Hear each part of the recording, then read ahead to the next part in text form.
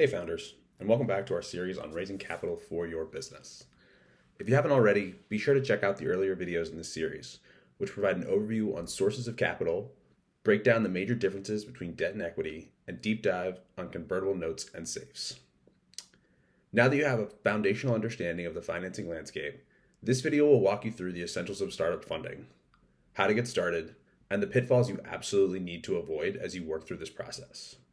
Be sure to check out the description for links to some helpful resources to leverage as you get started. Before you dive into the funding world, ask yourself this question. Do you actually need external capital right now? To think about the answer, let's start with some honest math. Calculate your runway requirements, meaning how much cash you need to achieve your next milestone and how much cash you're spending typically right now. As you work through this, be specific about what exactly that money will accomplish and how your runway will help you meet your goals. Here's something most videos won't tell you. Not every business needs venture funding. If you can bootstrap through personal savings or early revenue, you maintain complete control and avoid dilution. Keep in mind, the best time to raise money is typically when you don't absolutely need it. So you've decided you want to raise funds. Let's take a look at some options, starting with the least complicated. First, we have bootstrapping, using your personal funds and revenue to grow your business. This likely means slower growth, but you will retain total control. Next, we have non-dilutive funding. These are sources like grants, competitions, and government programs that don't take equity. Research and development tax credits can also provide significant cash back. Making use of non-dilutive sources helps you retain control, but provides critical capital into your business. Another common source is friends and family.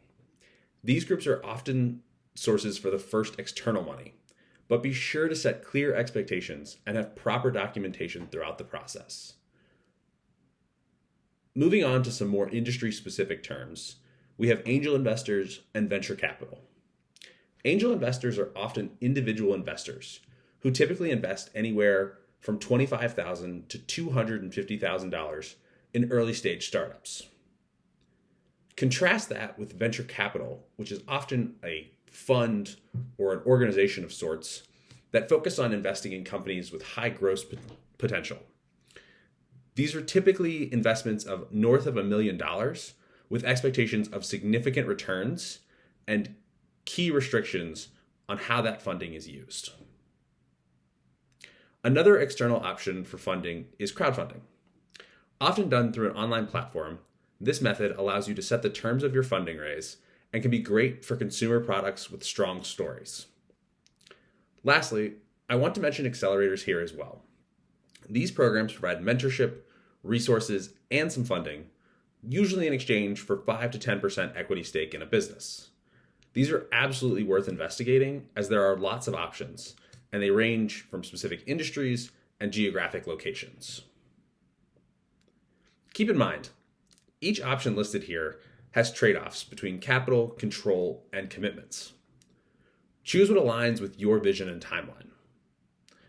For a deeper dive on each of these options, including the pros and cons of each, and particular business models where each might be effective, see the links in the video description below. If you decide external funding is right for you, preparation is everything. You'll want to formalize your business plan and prepare some materials that you can share with potential sources of funding. One of the most common documents in this process is called a pitch deck. At a high level, your pitch deck will ideally be 15 slides or less and focus on the following. First, the problem you're solving. Second, your unique solution to that problem. What makes you different? Next, you'll want to talk about the market size for your area of focus and any traction your team has made to date in addressing these problems. Finally, be sure you call out your team's unique advantage and a clear use of the funds that you're requesting.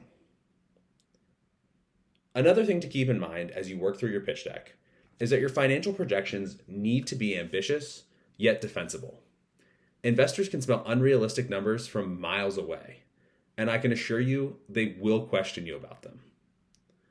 You should also remember that timing is crucial. The fundraising process can take more than 6 months, so be sure to start when you have runway left. As we mentioned earlier, you want to raise from a position of momentum, not desperation. Now let's talk about some mistakes that can sink your funding journey before it even gets started. First, raising too much too early. This can lead to massive dilution and unrealistic growth expectations. Remember, perception is so important as you pursue funding, so be sure you proceed with caution and have a plan for when and how much you hope to raise. Also, make sure you choose investors after you've done your proper due diligence. Any check you receive comes with a relationship, and those relationships are two-way streets. You're giving up a piece of your business as you take on external capital, so you want to make sure that you're getting something in return, whether that's a platform, mentorship, or connections. As you work through this process, be sure to research a potential investor's reputation, as well as how they've treated founders in tough times. Another major pitfall is overvaluation. Sure, it feels good now to have a big valuation next to your company, but this can create massive problems later. You want to make sure your fundraising matches your growth to maintain momentum and team morale throughout the process. Another big pitfall that we see is founders neglecting legal terms. Understanding the terms of your funding agreement is imperative. For example, do you or your investors get paid first in the sale of a business? Who has the authority to appoint board members and make key decisions? Can you or your investors veto key strategic plans? These governance provisions matter as much as the valuation, so be sure you understand the agreement before you take the money. Finally, let's talk about the funding distraction. For founders, often fundraising can consume their entire focus, but it's important to remember that the best way to raise money is to build a great business. Focus on the fundamentals and the rest will follow. Remember that funding is a means to an end, not success itself. Many founders regret taking money too early or from the wrong partners. The right funding approach is highly personal. It depends on your specific business, industry, and vision. As you work through this process, don't follow trendy advice. Build a funding strategy that uniquely serves your purpose. Most importantly, focus on creating real value. As we mentioned before, the best fundraising strategy is having customers who love what you're building. If you found this video helpful, hit subscribe for more startup insights. Drop your funding questions in the comments and let us know what startup topics you want covered next. Thanks, and talk soon.